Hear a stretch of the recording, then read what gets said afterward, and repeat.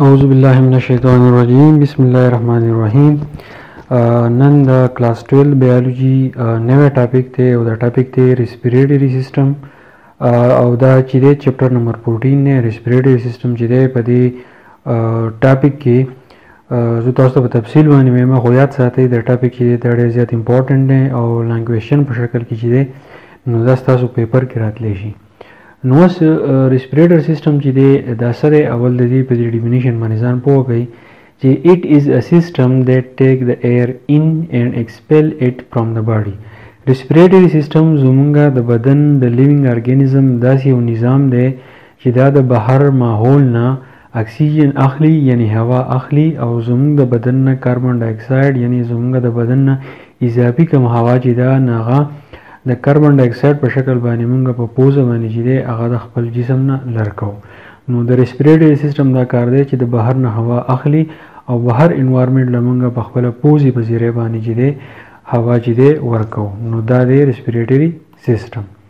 اوس په ریسپیریټری سیستم کې څه ارګنز ازادي چې هغه به انوالو دي یعنی هغه کم ازادي چې هغه په ریسپیریټری سیستم لپاره چې دی هغه ذمہوار دي.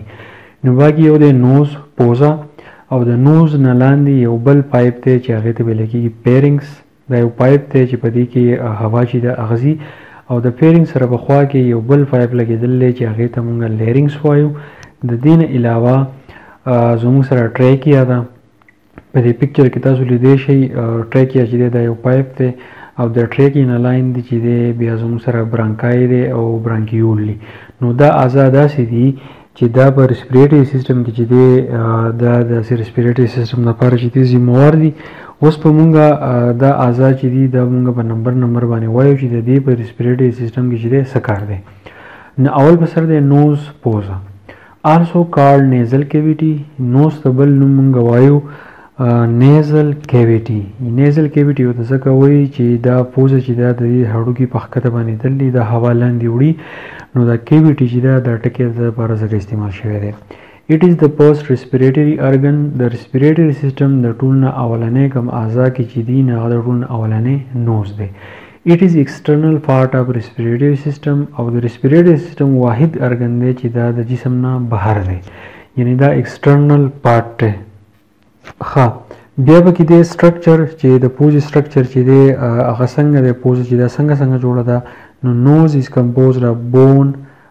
په پوزه کې زموږ سره اول بسر چې دی بون دی هغه بون د هډوکی دی. هغه هډوکي ته موږ څه نوم وایو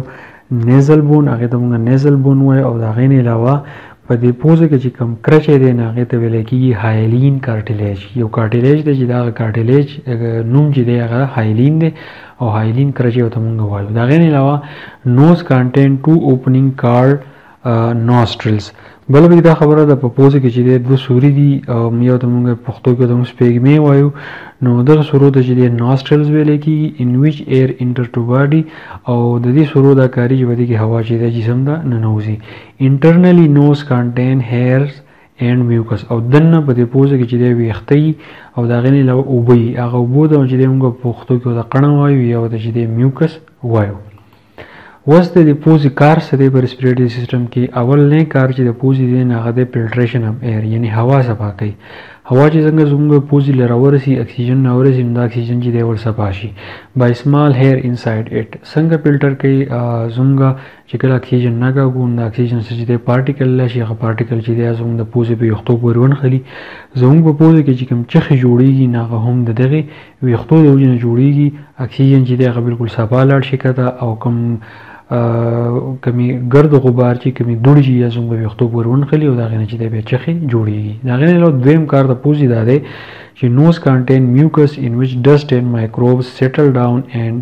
adhere. Mucus also prevent drying of epithelium of nose. اوس په دې پوزه کې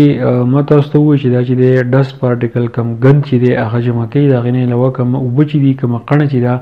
نو هغه زموږ د پوزې کوم والش چې دي نو هغه موایسټ ساتي لمدې ساتي وچېدو ته یې نه پرېږدي. د دې فایده دا ده که دا پوزه دننه زموږ سره وچه وي نو بیا اکسیجن پارټیکل چې دی هغه په صحیح طریقه بیا دننه چې دی موومنټ نشي کولی نو دغې قڼې د وجې نه اکسیجن پارټیکل چې دی دا لمده شي د پارټیکل او بیا کته په اسانه باندې ځي.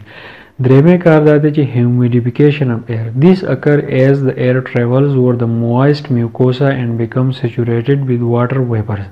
هیومیډیفیکیشن ما تاسو ته وایي چې کوم اکسیجن پارټیکل چې دی هغه زموږ په پوزه کې ځي نو پکې هیومیډیټي پیدا کوي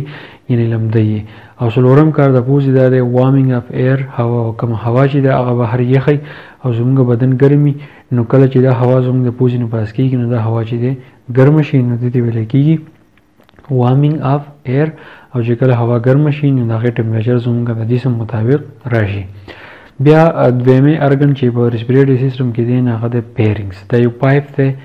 it is a muscular tube behind the nasal cavity د پوزې کومه ایریا چې ختم شي نو د هغې نه بعد چې کوم پایپ شروع کېږي نو هغې ته مونږ پیرنګس وایو اوس د دې سایز دی نو د دې سایز چې دی هغه د بار نه والا د 14 سانتي میټر پورې دی یعنې 12 to 14 سانتي میټر که په انچو کې مونږ د دې حساب وګورو نو په انچو کې دا 4.5 انچز اوږد دی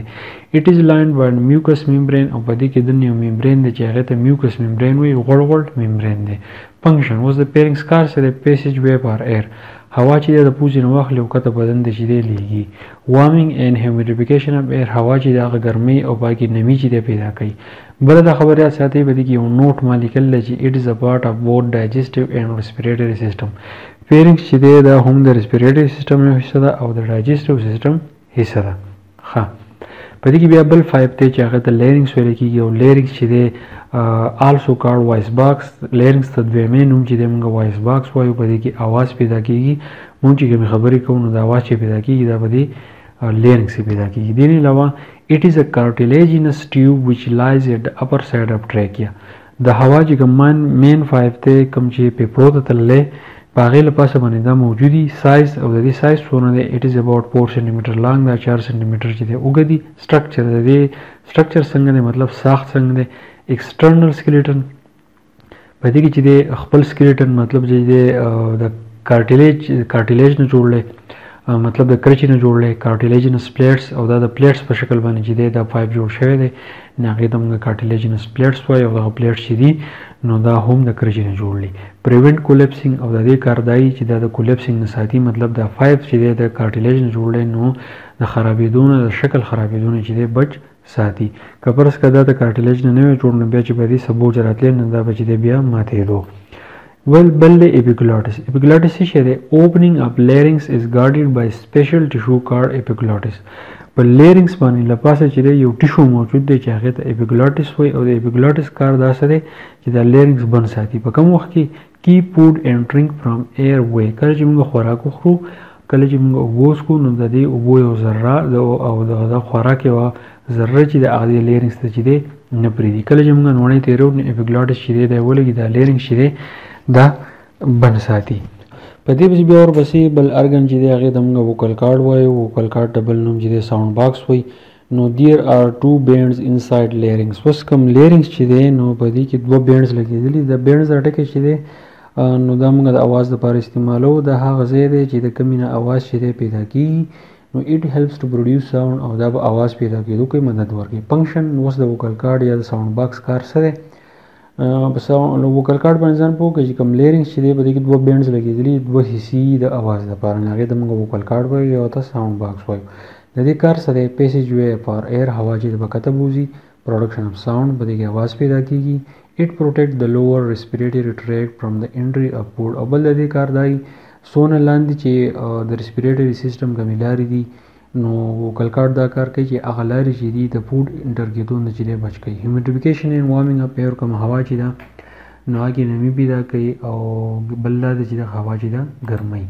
د دې نه علاوه بل ارګن چې دی هغې ته موږ ټریکې وایو ټریکې به تاسو لیدلی کله چې موږ د قرباني څاروی رالو نو په د هغې په پیپړو کې یو غټ پیپي هغه ټول د کارټیلیج نه جوړي د کرچې نه جوړي او د رنګس په شکل کې نو هغې ته موږ ټریکې وایو آلسو کارډ وینډ پایپ ټریکې ته بل نوم موږ وینډ پایپ وایو او it connects larynx with bronchi او د دې کار دی چې د larynx او bronchi چې د یو بل سره کنیکټ کوي سایز د دې څونه دی 10 to 12 سنټیمیټر پلنوالی څونه دی 2 سنټیمیټر دی فنکشن یې څه دی پیسیج فار ایر هوا چې دا لنګس ته بوځي پیپړو ته وارمینګ اپ ایر هوا چې دا ګرمۍ هیومیډیفیکیشن اینډ فلټریشن اف ایر دغه شان دا هم کومه هوا چې دا باقي نمي پیدا کوي او د هغې نه فلټر کوي کپ ریفلیکس او کم اواز چې پیدا کېږي نه په دې کې پیدا کېږي یاد ساتئ چې کوم سړی سموکینګ ډېر زیات کوي سګرټ ډېر زیات کړي نو هغه ټریکې ته چې ډېر زیات نقصان نه شي نو بیا هوا چې د په دې کې نه فلټر کېږي د دې نه علاوه بل ارګن دی هغې ته برانکای ویلی کېږي برانکای چې دي د ټریکې نه لاندې دي او هلو ټیوبز دا داسې د پیپ په شکل کې چې دا دننه ریډي کنډکټ ایر انټو لنګز او دا د هوا نه چې دی پیپرو ته هوا وړي. او برانکای ارټوین نمبر دا دوی په نمبر کې په تعداد کې رایټ اینډ لیفټ یو ګس طرف ته یو خی طرف ته. رایټ برانکای از وایډر کم زمونږه خی طرف ته کوم برانکای چې دا لکه پلنی او رایټ برانکس از 2.5 سنټي میټر لانګ د دې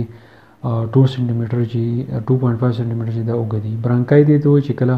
ټریک یا لنګس ته ننوځي نو په هغه وخت کې دا ټریک چې دی دوو پیپونو ته ډیوایډ کېږي نو هغې ته موږ برانکای وایو. د هغې نه علاوه بیا برانکیول دی چې کله برانکای لنګس ته ننوځي نو دغه برانکای مزید ډیوایډ شي نور برانچز ته نور شاخونو ته نو هغې ته برانکیولز وایي. ډایمیټر دی څونه دی 1 ملي میټر آر لیس دین دیس. د دې ډایمیټر پلنوالی چې دی نه هغه 1 ملي میټر دی یا د دې نه کم دی. فنکشن د دې کار سره ریسپانسیبل فار کنټرولینګ ایر هوا چې دی هغه لنګس ته بوځي او کنټرول کوي. د هغې نه علاوه بیا د الویولای چې دا د کم برانکیول چې دي کم شاخونه چې دي پر د ټریکیا نو د هغې په د اخرني سر باندې د انګور د ګونګچ په شان سیزونه یې وړې وړې تیرې یي چې هغې د الویولای وایي. سمال بالون لی سټرکچر د دې مثال داسې لکه وړې وړې پوکڼۍ. ډایمیټر دې څونه دی 0.1 مایکرومیټر چې دی دا پلني او تقریبا 700 میلیون الویولای چې هغه لنګس کې موجود 1 میلیون چې 10 لاکھ نو 7 میلیون چې دی نو هغه تاسو په خپل باندې چې حساب وکړئ. فنکشن د دې څه دی ایکچوال سایډ اف ګیشیس ایکسچینج او د ګیشیس ایکسچینج لپاره چې دی حقیقي معنو کې کوم سایډ چې دی هغه هم دا دی. او الویولای دا کار چې اکسیجن او وینه چې دی په الویولای کې دننه د یو بل سره ملاویږي. د هغې نه علاوه لنګز دي پیپړي دي ډوم شیپډ ارګن د دې مثال داسې لکه مزار. د لنګز شکل داسې لکه مزار چې څنګه جوړي او د دې نه چاپېره یو ممبرین هغې ته پلیورل ممبرین وایي. په دې کې دننه اوبه او د دې کار دا چې دا د دې لنګز حفاظت کوي. او د دې ویټ څونه دی 650 نه والا د 700 ګرامه پورې. او لنګز ته چې کله هوا لاړه شي نو دا چې دی بیا وینو سره میلاو شي زړه ته ځي د هغې نه بعد کاربن ډای اکسایډ چې دی په لنګز کې جمع شي نو هغه موږ د جسم نه بهر چې دی بیا راوباسو. نو دا و ریسپیریټري سیسټم په تفصیل مې ته ووایي. زه امید کوم چې په دې به تاسو پوه شوي یئ. که دا نورو ملګرو سره ضرور شیر کړئ او د بلې ویډیو سره به انشاءالله چې دی بیا میلاو شو. تر هغه وخته پورې تھینک یو ډېره مننه.